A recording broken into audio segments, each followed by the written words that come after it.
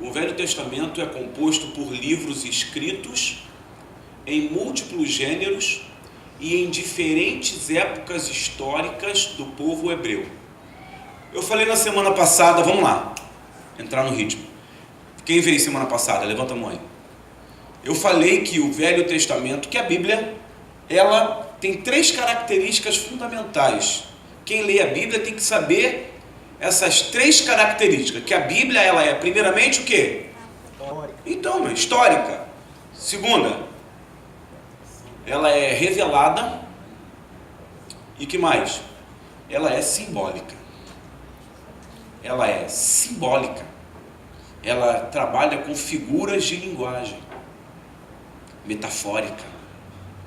Muitas coisas que os cristãos buscam legalidade não tem a ver com a revelação, tem a ver com o metaforismo. O que é metaforismo? É uma circunstância, uma história que não existiu e foi contada como exemplo. Vamos trazer aqui um exemplo. Jesus fala das 10 virgens. Isso aconteceu?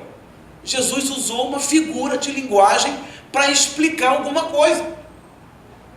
E aí, o que o cristão faz? Quando ele quer dar legalidade a alguma coisa, mas as 10 virgens estavam blá blá blá. Elas não existiram, gente. Jesus contou uma parábola. O filho pródigo é uma parábola, tá? Jesus contou várias parábolas, tá certo? Então, uma figura de linguagem, um simbolismo, história. Josué cercou Jericó e Jericó caiu. História, tá certo? Aconteceu literalmente. Mas isso não quer dizer que eu vou pegar o Marcelo, o Luiz, o pastor Ronaldo, pegar os outros irmãos da igreja, o Ricardo, aí vamos pegar a buzina e vamos cercar aqui o complexo do Alemão. Vamos cercar. Daqui 7 dias vai cair. Não é? Não preciso. Eu tenho que trabalhar a revelação, a interpretação, tá? A ponta da lança do crente é a revelação. Ele pega tudo o que está escrito ali e conceitua, traz para a vida dele uma revelação. Amém? É isso que o crente tem que ser. Estamos vivendo uma época no Brasil política. Então essa época é uma época de escolha. Então, se você é um crente que trabalha as 3 coisas e busca a revelação, você vai compreender que Satanás está em cima. Entendeu? Satanás está por cima. A serpente fala para Eva: se você comer desse fruto, você vai ser igual a Deus. Você vai ser tão poderosa quanto Deus. E ela, na sua inocência, foi lá e comeu. Ela se tornou igual a Deus? Alguém aqui é igual a Deus? Ninguém, pelo contrário, ela escolheu obedecer à voz da serpente. E o que isso me mostra? Tudo que Deus falou, tudo que Deus ensinou, tudo que Deus disse a ela, ela não fez. Então, o conhecimento da palavra é importante na vida do crente para você extrair o sumo que é a revelação. Esse é o segredo. Amém? Jesus fala para Marta: Marta, você não entendeu nada, Marta. Quem entendeu foi Maria, que está aqui aos meus pés. O que é mais importante? Os serviços domésticos ou estar aos pés de Jesus? A louça que você suja e limpa, ela vai estar suja no dia seguinte.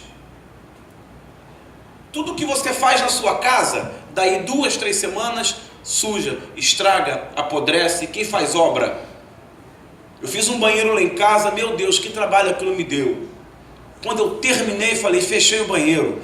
Deu 2 dias, quando eu olhei lá, tem uma goteira. Pim, pim, pim, pim. Quando eu olhei assim, vou ter que quebrar a parede. Por quê?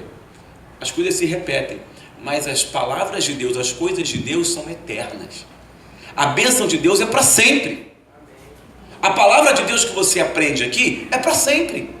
Você vai carregar a memória de longo alcance aí, a memória de longa duração aí, tá certo? Então, o Velho Testamento, ele é escrito em múltiplos gêneros. Nós já aprendemos que ele é histórico, que ele é simbólico e que ele é revelativo. Apesar de ser essas 3 características principais, ele tem ali vários gêneros. Ela é escrita de várias maneiras. Quantos autores tem a Bíblia? Eu falei semana passada. Vocês têm que ter um papel aí para vocês anotarem. 40 autores. 66 livros. Dividido em duas partes, Velho Testamento e Novo Testamento. Velho Testamento trata da lei. Mas que lei? Lei de Deus, sim. Para quem? Para você? Para os judeus, gente. Vamos legalizar o porte de arma, porque está escrito lá em Números. Se o bandido entrar na minha casa, eu o ferirei. Está falando isso para o judeu que mora lá no deserto, onde os cananeus estavam invadindo as tendas. E aí Deus dá essa oportunidade, essa legalidade a eles, 3.000 anos atrás, de matar o cara que entrar. Mas hoje não. Jesus falou assim: um novo mandamento eu vos dou. Ama o teu próximo como a você mesmo. Alguém aqui enfia a faca no próprio peito? Não. E o seu próximo e a Deus sobre todas as coisas. Esse é o mandamento. Acabou. Então a legalidade judaica já era. Essa era a raiva dos fariseus, dos saduceus. Qual é a diferença do saduceu e do fariseu? Os dois eram líderes, tá? Líderes judaicos, religiosos judaicos. Só que os fariseus lidavam com a aristocracia, com os ricos da cidade. Estavam ligados com os empreiteiros, estavam ligados lá com os ricos da cidade. E os saduceus estavam ligados com o governo. Ou seja, tanto os saduceus quanto os fariseus não tinham interesse que Jesus trouxesse a graça, trouxesse uma nova visão, não. Então, quando você vê, por exemplo, alguém falando nos dias de hoje em graça, em amor, em perdão, ele é condenado pelos próprios crentes. O que é isso? Falta conhecimento da palavra. Falta conhecimento, falta entendimento, falta escola bíblica dominical profunda, para a gente parar de falar bobagem e dar exemplo de crente. Certo? As nossas escolhas definem quem nós somos. Então, os gêneros diferentes ali, o épico narrativo. Alguém está contando uma história épica. Fale aí, uma história épica da Bíblia, do Velho Testamento. Sansão, uma história épica. Eu falei uma aqui hoje, falei uma agora. Qual foi? Jericó. Vai falando, fala outra. Davi e Golias. Então, olha aí. Um gênero literário. Uma maneira de se escrever a Bíblia é contar as histórias épicas da Bíblia. Uma das maiores histórias épicas da Bíblia, o povo passar no Mar Vermelho. É uma história. Os 10 Mandamentos foi filme aí de Hollywood da década de 60, com não sei quantos Oscars. É ou não é? Legalista. Outro gênero bíblico, legalista. Legalista vem de quê? De lei. Certo? De lei. Então, se você pega o Velho Testamento, ele é todo legalista praticamente. A lei ali bate pesado. Tá? Profético. Os profetas, as profecias. Vamos lá. Uma das primeiras profecias bíblicas para o povo de Israel. Vamos lá. Hoje vamos falar, hein? Hoje... Abraão, isso aí, sai da tua terra. Abraão tem várias. Abraão, sai da tua terra, né? Depois fala para Abraão, lá no Monte Moriá, te farei uma grande nação. Hoje o Rian está falando tudo, hein? Acho que o Rian foi estudar. Então eu vou perguntar para a Milena. Vocês ficaram mancados. Entendeu? Vamos lá. Outra visão profética, vamos lá. Da Bíblia. Poxa, gente, pelo amor de Deus, hein? Oi? Cadê a profecia? Quero profecia. Vai. Isaías profetizou o Messias. Então, gente, um menino nos nasceu e um filho se nos deu, tá? Ele foi ferido pelas nossas transgressões. O profeta Samuel, eis que da tribo de Jessé, da linhagem de Jessé, nascerá um rei. E profecia. Apocalipse, que foi a visão de... Não, estou no Velho Testamento. Olha lá em cima escrito. Daniel. Sapienciais. Isso aí é difícil. São palavras sapiência. Eu deixei essa palavra aí porque até para eu decorar esse negócio. Palavras de sabedoria. Vamos lá, Bíblia, Velho Testamento. O maior livro da sabedoria, qual é? Provérbios. Tem mais. Lamentação de Jeremias. Eclesiastes. O outro, o mais famoso da Bíblia. Salmos. Olha aí. Tá? E o lírico. Você já percebeu? O livro de Ruth, ele é todo cantado nas cartas judaicas. Ele fazia parte dos livros de Juízes. Então, quando os escribas chegavam na parte de Ruth, ele não era falado, ele era cantado. A história de Ruth é cantada aos judeus, agora nos mais ortodoxos, né? Não sei se o judeu moderno faz isso, mas os ortodoxos, escribas antigos, por oralidade. O que é oralidade?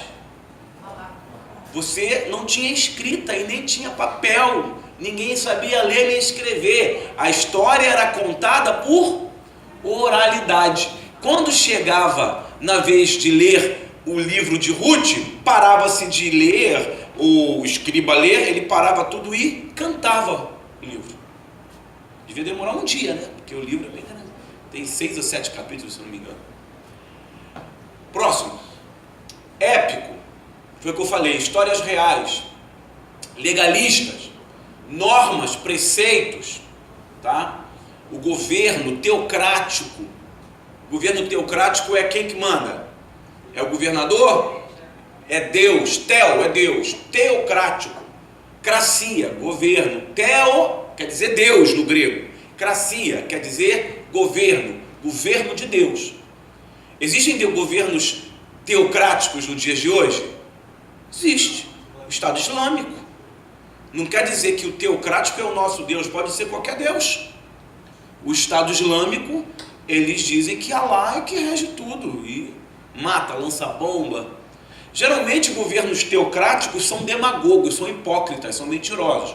A pessoa traz as leis divinas, mas na verdade o que ele quer é governar o povo à maneira dele. Não se esqueça que os ditadores, todos eles, tinham o braço da igreja do lado. Eu estou aqui em nome de Cristo. Vamos matar todo mundo em nome de Cristo. Eu sou da família cristã. Mas é o seguinte, bandido bom é bandido morto. Então usa-se essa sede de sangue que o ser humano tem para dar legalidade aos seus atos. Então eu falo que isso é Deus. Ok? Hitler. Não tem tempo, nós não temos tempo nem condição de explicar a história aqui de maneira profunda. Mas Hitler, ele convence os alemães, que tem uma vertente protestante, que os judeus deveriam ser caçados, porque Lutero mandou e aprovou a queima de templos judaicos. Muitos morreram.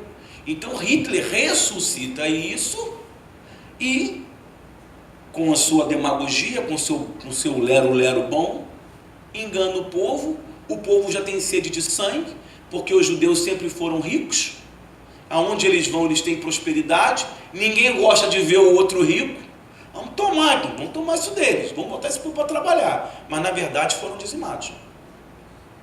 Tem um quê de teocracia aí, de legalismo, profético, né?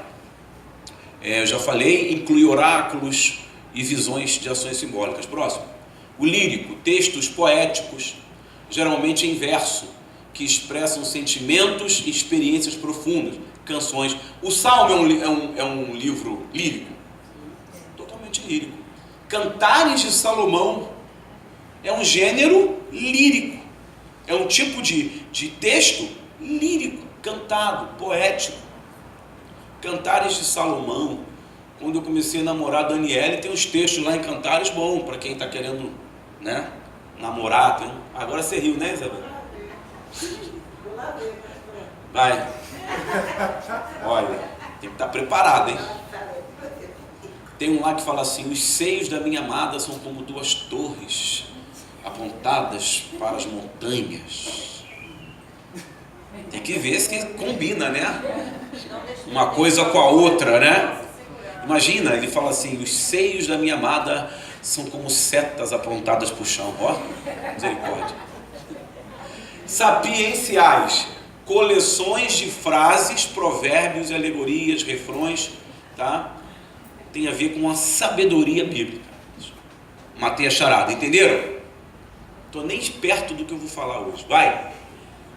Livros históricos. Então nós saímos do Pentateuco. O Pentateuco, penta, quer dizer o quê? Lembra do Flamengo? O Flamengo é hexa, né? Hexa. Tá rindo de quê, Gustavo?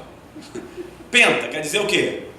5. Então o Pentateuco são os 5 primeiros livros da Bíblia. Quem é o principal escritor? Moisés. Tá? Então, o Velho Testamento entra agora numa segunda parte. A primeira parte falamos, é o Pentateuco, os 5 primeiros livros, e agora a segunda parte, que são os livros chamados históricos. É um gênero de literatura bíblica, histórico. E vai contar a história mesmo. História. Eu posso pegar esses livros, levar para uma faculdade e montar uma pesquisa e na biografia colocar livro de Ruth, capítulo tal, versículo tal. Porque ele é uma fonte da história judaica. Eu me lembro, exatamente como eu estou falando aqui, que eu perguntei para um professor meu, um catedrático lá, e falei: eu posso usar a Bíblia como fonte? Ele falou: a Bíblia é um livro documental. Tem gente que fala aí que zomba da Bíblia. Vai lá ler a Bíblia, irmão. Quem lê a Bíblia tem muito mais cultura. Quem lê a Bíblia tem uma visão de mundo diferenciada. Ele não é um bocó, um abestalhado porque lê a Bíblia, não. A Bíblia é um livro milenar. A Bíblia conta os 25 mil anos da história do homem. É um documento. Falei para vocês, 1947, se eu não me engano, um pastor de ovelhas descobriu num vale de Querum, lá em Israel, jarros com todo o livro de Isaías, escrito do começo ao final. Foi descoberto agora. Isso não é nada, gente. 50 anos na história não é nada, isso foi agora. E olha o livro de Isaías. Isaías é um dos maiores, se não o maior profeta messiânico da Bíblia. Ou seja, aquele que mais profetizou a vinda de Cristo. Você tem uma ideia? Os rabinos, eles decoram todo o livro de Isaías. É sagradíssimo o livro de Isaías. Nós que queremos ser pastores, queremos ser líderes, queremos ser crentes mais fortes na palavra, leia o livro de Isaías. É muito forte. Então, os livros históricos são compostos por 12 livros. Saí do Pentateuco, acabou, tá? A lei acabou, está tudo formado, o tabernáculo já está pronto, o povo já foi tirado do Egito, já passou por 40 anos, agora o povo entra em Canaã. Tá? Eu quero dizer para você que Deuteronômio acaba com a morte de Moisés. Moisés passa o cajado para Josué e Josué assume o comando do povo de Deus. Só para lembrar, do povo inteiro que saiu do Egito, só que nasceu no Egito como escravo, de todo esse povo, aproximadamente 2 milhões, só 2 homens entram em Canaã, que é Calebe e Josué. Você vê como não é quantidade, e sim qualidade. Falei com o irmão aqui hoje, eu falei para ele de uma certa igreja, ele falou: pô, mas lá é muito bom, lá é lotado. Eu falei: amigo, Jesus deu as maiores palavras para um grupo de pessoas, nunca para a multidão, geralmente para um grupo pequeno. Deus quer qualidade, Deus não quer quantidade. Seja um crente qualidade. Então os livros históricos são Josué, Juízes, Ruth, 1º e 2º Samuel, 1º e 2º Reis, 1º e 2º Crônicas, Esdras, Neemias, Esther. Os judeus, os rabinos judeus amam esses livros. Isso faz parte da vida diária deles. Você sabe que o judeu não estuda na mesma escola que a gente, né? Só se ele for duro, né? Que na maioria quase nenhum é. Aqui na Zona Sul tem várias escolas judaicas. Eles vão para lá, eles vão estudar isso aí. A tradição judaica eles estudam dia e noite, fora matemática, química, física. Tá? Passou. Entenderam, gente? Que entramos agora nos livros históricos. As 3 divisões dos livros históricos. Então entramos nos livros históricos, contam a história do povo chegando em Canaã, na tal terra prometida que manava leite e mel. Só que tem um porém nessa terra. É uma terra cheia de quê? De gigantes, inimigos, carniceiros. Os amalequitas eram carniceiros, gente. Para Deus dar vitória a Moisés sobre Amaleque, ele teve que ir para um monte, ficar com a mão erguida. Tá certo? Ur segurando de um lado, Caleb segurando de outro. Arão e Ur. Ur era cunhado dele, se não me engano, isso mesmo. Carregando as mãos dele, porque ele já era idoso, e mesmo assim eles não conseguiam. Quando ele sustentava a vara em cima, né, Israel prevalecia. E quando abaixava a vara, Amaleque prevalecia. Porque eles eram carniceiros, gente. A terra manda leite e mel. Só que o mel não é gostoso só para o judeu, não. A bênção que você quer, outros também querem.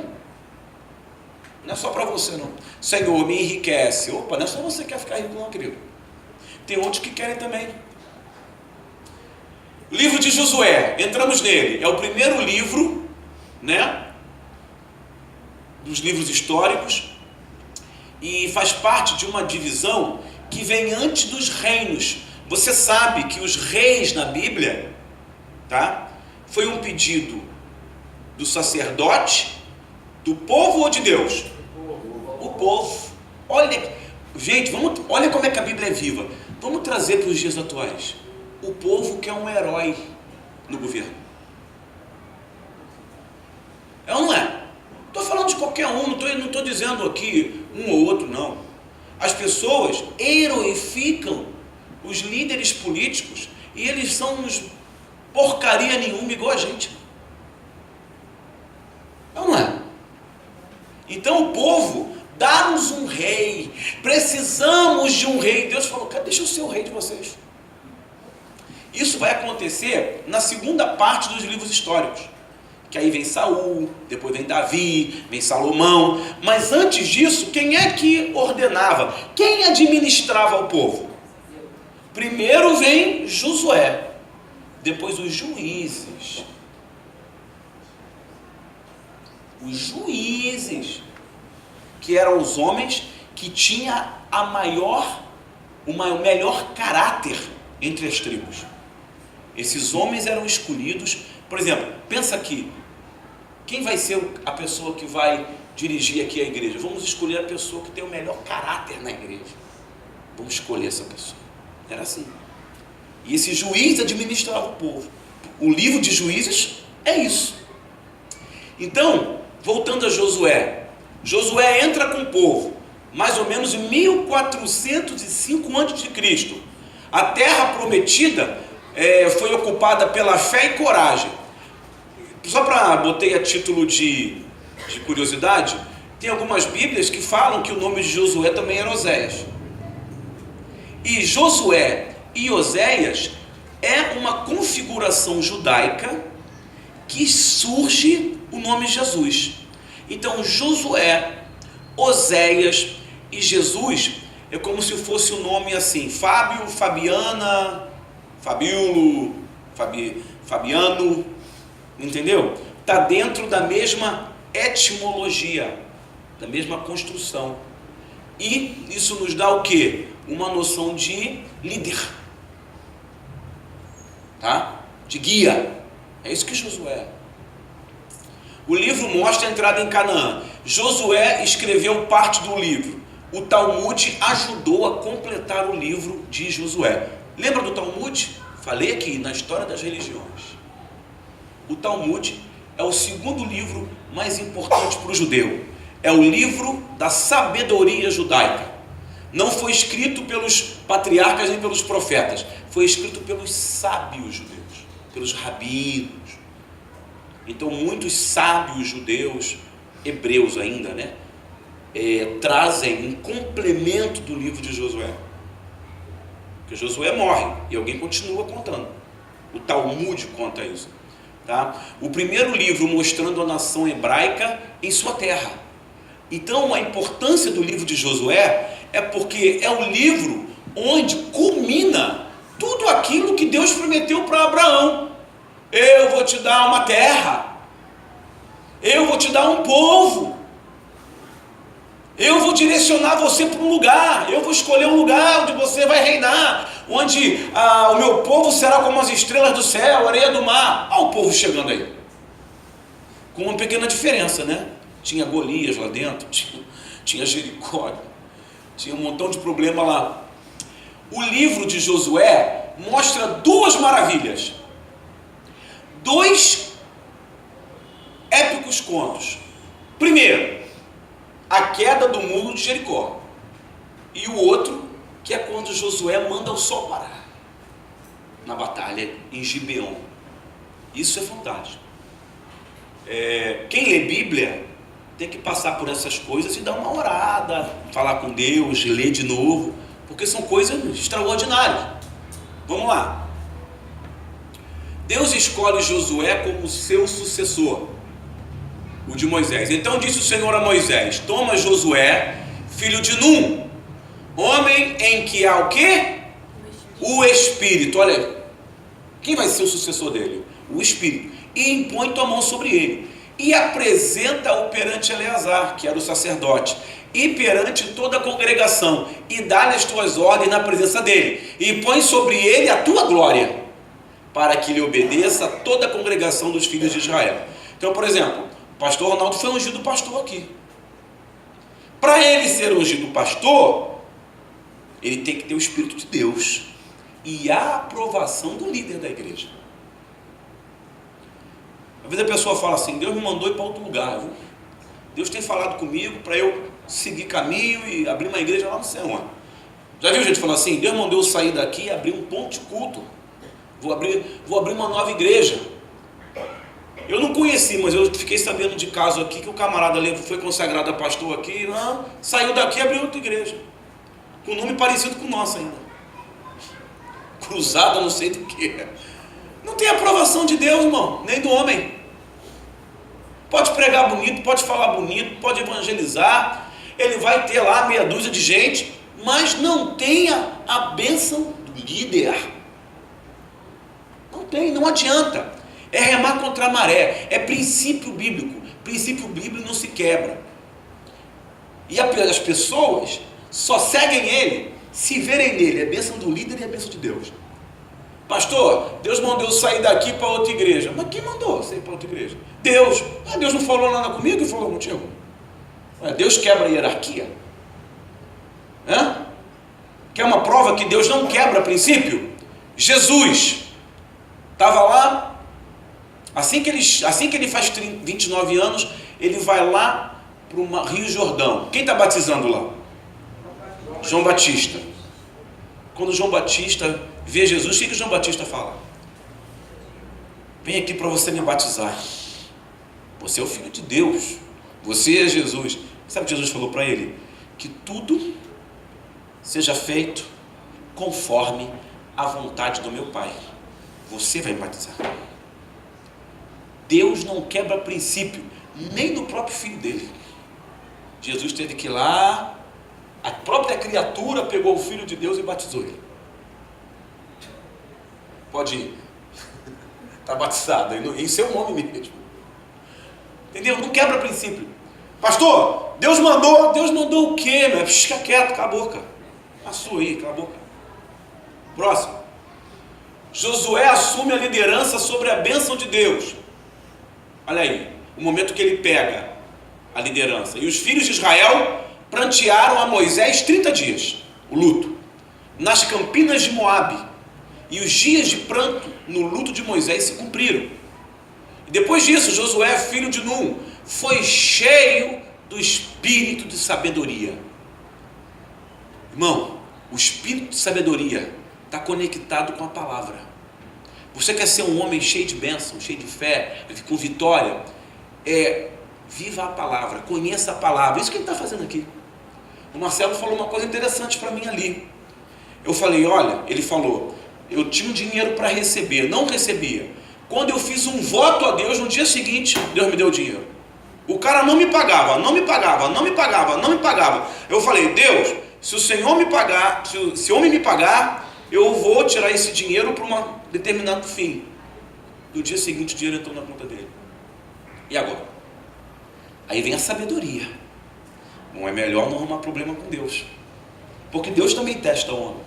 Eu falei com ele, eu, por exemplo, falamos sobre isso também hoje, sobre votos, né? No almoço. Almoçamos juntos e falamos sobre isso hoje. Eu, por exemplo, eu não faço voto com Deus não, irmão. Eu não faço voto. Por quê? Porque se eu não cumprir, eu estou ferrado. Estou melhor não fazer voto. Já fiz. Entendeu? E já fiz e não cumpri. E paguei caro. Então hoje eu fico na minha. E Josué, filho de Num, cheio do espírito e sabedoria, porquanto Moisés tinha posto sobre ele as suas mãos. Olha, gente, que interessante.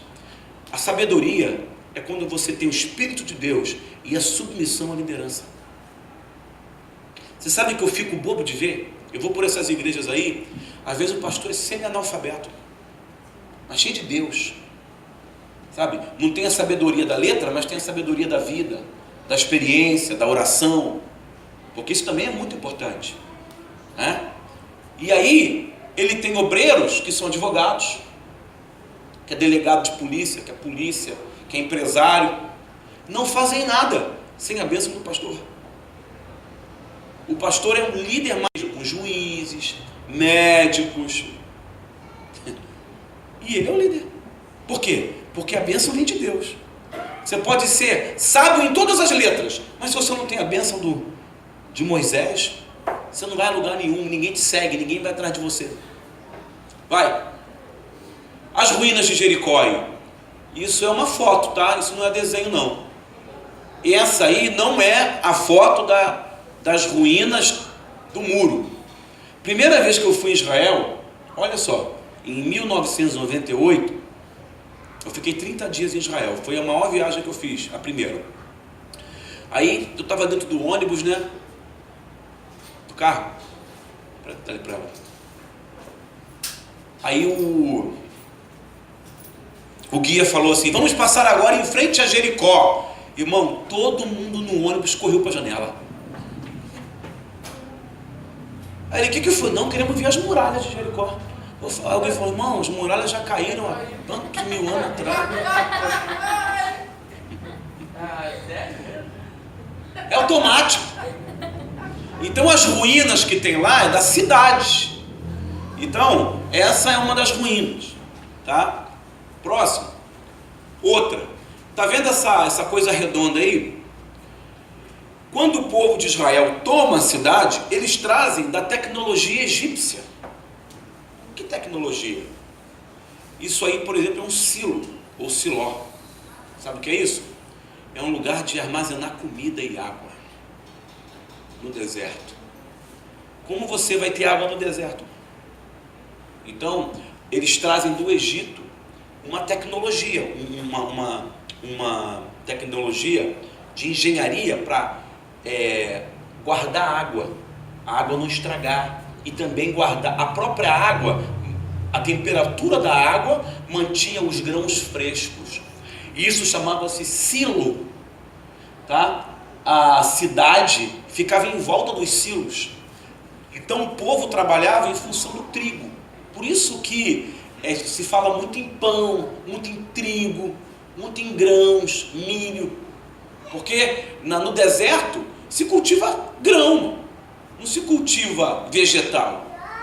Aqui no deserto do Saara fazer uma plantação de alface. Não tem como. Precisa de muita água, precisa de cuidado, aquilo ali acaba muito rápido, qualquer ventania estraga. Agora o grão não. O grão ele demora a estragar, não apodrece. Eu lembro que antigamente eu fazia compra em armazém com meus pais. Antigamente tinha muito armazém. Ali, Luiz Cláudio, em frente à sua casa, ali na esquina, ali no sapateiro ali, era um armazém, você lembra disso? Lembro. Esquina com a Pereira Nunes, a Rua dos Artistas. Sabe como é que meu pai fazia a compra? Ele tinha os sacos assim de batata, com milho. Alguém chegou a comprar assim, não? Com milho, com soja, com vários tipos de coisas que não estragam. E ficava ali. Sabe como é que você comprava? Você pegava uma caneca, enchia de milho e botava assim. Alguém já comprou assim, mais velhos? Era assim. Hoje não, hoje é tudo no saquinho. Feijão. Oi? Vende assim ainda. Isso aí. Entendeu? Então, o povo de Israel leva prosperidade para aquela terra. Porque, eles trabalhavam no Egito. O Egito era a maior civilização. Então, eles levam para lá muita coisa boa. Como o desenvolvimento de ter comida no deserto. E o povo também era odiado por isso. O povo de Israel era odiado por isso. Porque eles conseguiam se manter no deserto. Tá? Eles assentavam-se no deserto e ficavam lá. E tinham comida, tinham água. Aí o povo e os inimigos iam enfrentá-los. Uma hora acabava a água. Aí o povo de Israel, é a nossa hora. Dava uma golada d'água e ia para lá. E arrebentava com todo mundo. Entenderam? Então achei muito interessante essa foto aí. Vai. Batalha de Gibeon. Essa história épica. Vocês conhecem ela? Conhece, Cássia? Você fez assim que... Então Josué falou ao Senhor. Eu vou me concentrar hoje em Josué e Juízes. Não tem como falar tudo. Semana que vem eu falo de Davi. Eu preciso falar de Davi no Velho Testamento. Davi foi o rei mais importante de Israel. Então a minha aula semana que vem vai se concentrar em Davi e Salomão. Tá certo? Então Josué falou ao Senhor: no dia em que o Senhor deu os amorreus nas mãos dos filhos de Israel, e disse na presença dos israelitas: Sol, detente em Gibeon, e tu, lua, no vale de Ajalon. E o sol se deteve, e a lua parou, até que o povo se envigou dos seus inimigos. Isto não está escrito no livro de Jasher.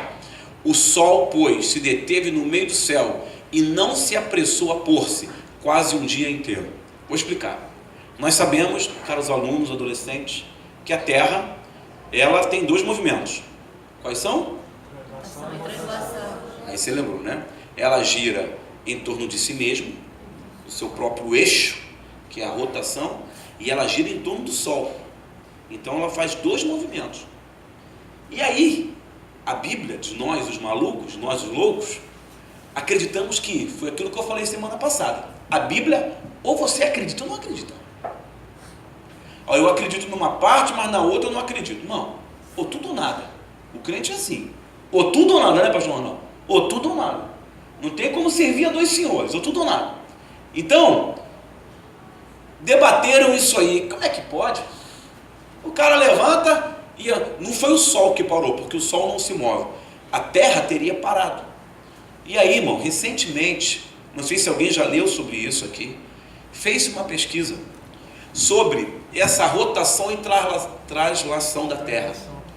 E chegou-se a um resultado improvável. Fizemos todos os cálculos e, engraçado, parece que a Terra está atrasada algumas horas.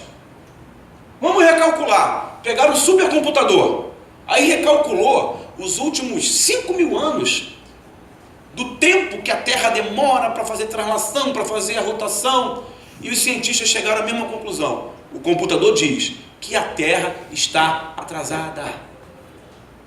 Algo aconteceu no cosmos que a Terra deu uma freada, parou para descansar, depois ela seguiu. Me explica. Se eles não sabem explicar, eu vou explicar. Só Deus explica, porque só Ele que faz isso. Você entendeu? Próximo. Entramos no livro de Juízes. Entenderam o livro de Josué? Então qual foi a característica, algumas características, vamos lembrar aqui, do livro de Josué? É a terra prometida. é o primeiro livro da Bíblia onde o povo entra na terra. Josué substitui o maior líder do Velho Testamento. Josué era o cara, gente. Ele era demais. Ele era uma autoridade imensurável. Eu te pergunto, olha o planejamento de Deus, rapidamente, olha para mim. Qual foi o planejamento de Deus na vida de Moisés? Primeiro, ele nasce numa época terrível, que Faraó matava as crianças para diminuir a densidade demográfica dos escravos. Então o Faraó controlava o número de escravos que nasciam por causa da comida, por causa da água, por causa de rebeliões. Quer fazer uma analogia com os dias de hoje? Vamos liberar o aborto, porque o aborto já existe, claro que existe. É uma maneira do governo e do Estado diminuir a taxa de natalidade.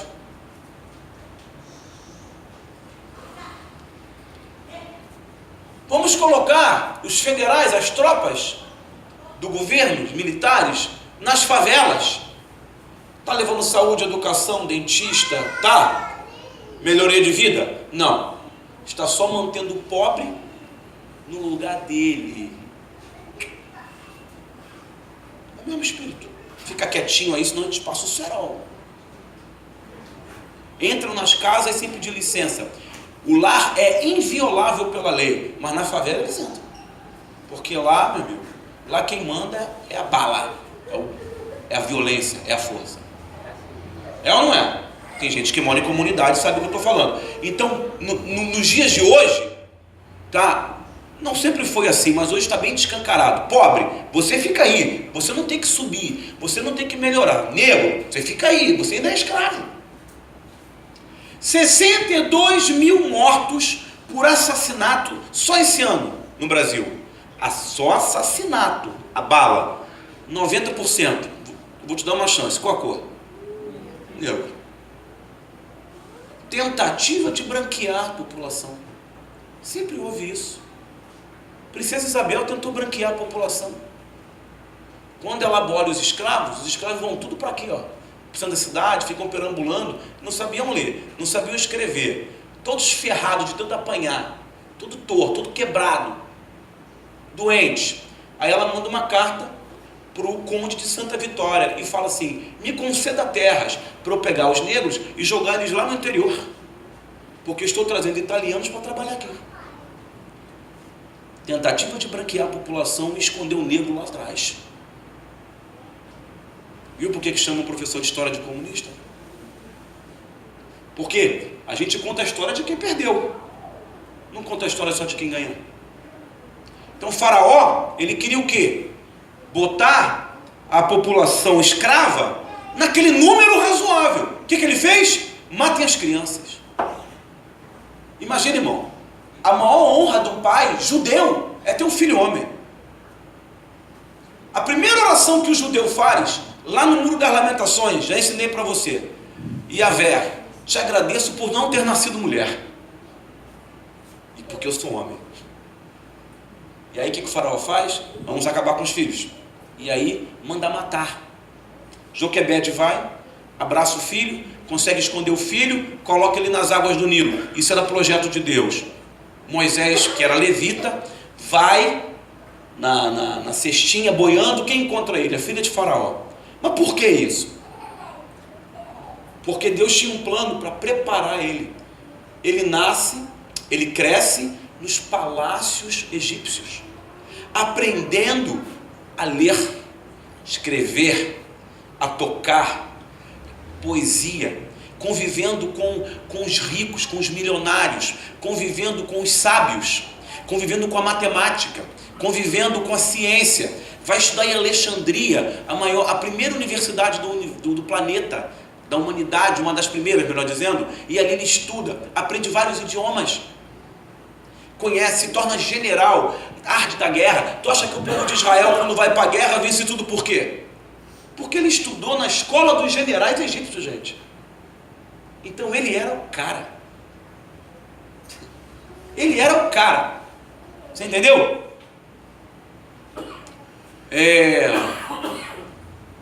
Outra vertente do livro de Josué, as duas histórias épicas. Primeira e mais famosa, o muro de Jericó. O muro de Jericó. O muro de Jericó cai. Você lembra a circunstância que o muro de Jericó cai? Olha que coisa engraçada. Sempre no começo do nosso ministério vem os piores problemas. Certo? O muro de Jericó, ele era a primeira fronteira a ser quebrada. Por quê? Presta atenção. Eu não consegui achar nenhum mapa sobre isso. Olha como é que faz falta um mapa. Pensa comigo. Eu vou sair do Rio de Janeiro e entrar em São Paulo. Tá? Vou entrar no... Simples. México e Estados Unidos. Tá? Por que o Trump quer fazer um muro ali? Porque o México é um país pobre, igual o Brasil, muito parecido com o Brasil, pobre, desemprego, muita violência. E do outro lado do rio, riqueza, fartura, dinheiro, o melhor país do mundo. Só que tem umas barreiras ali. Tu tem que enfrentar os cachorros, a guarda costeira, tu tem que, de fronteira melhor dizendo, tu tem que encarar os drones, que agora eles vigiam o drone. E eles dão voz de parada. Se tu não parar, a bala come. Então, quando o povo de Israel chega na fronteira, tá? Do sul, do Oriente Médio, sul, ali Egito, ali para baixo, quando eles sobem, que eles vão entrar, tem uma muralha, meu amigo. Ou tu acha que todo mundo quer dividir o melzinho da chupeta com quem está entrando lá embaixo? Não era só o povo de Israel que queria entrar, não. Era muita gente. Então construíram uma muralha intransponível. Só Deus. Os reis de Jericó davam gargalhada do povo de Israel. Era impossível alguém conseguir transpor aquilo. E aí, irmãos, Deus dá um milagre. Essa é a circunstância. E a outra, né? O vale de Gibeon, que a terra para Josué continuar a guerrear. Beleza. Livro de Juízes. O livro de Juízes, 1350 a.C. Demonstração de bênçãos pela obediência e castigo pela apostasia. O que é apostasia, Esther? Muitos, dando ouvidos à doutrina de demônios, apostataram da fé. A frase já está ensinando. São práticas largaram do mundo. Apostatar é desviar. Apostatar é desviar. Apostatar é desviar. Deixar de seguir. Apostasia é o ato de você sair do caminho e ir para outro. Ok? Então, o livro de Juízes já está mostrando o povo morando nessa terra. Já passou Jericó, já venceu um montão de inimigo, o povo se estabeleceu lá. Agora somos parte vivente dessa terra. E aí o povo começa o quê? A idolatrar os ídolos dos cananeus. Começa a possuir as mulheres dos cananeus. O camarada, pastor Ronaldo, mora no deserto 40 anos, comendo só maná e bebendo água quente, com a esposinha dele lá. Quando ele chega em Canaã, aquelas dançarinas. Nas tribos de Israel não tinha prostituta. Vamos lá, quase acabando. Vou fazer o seguinte, vou deixar o livro de Juízes para a semana que vem. Não tem como não, né? Mas deu para dar um entendimento, que é muito abrangente. Gostaram, né? Senhor, eu te agradeço pela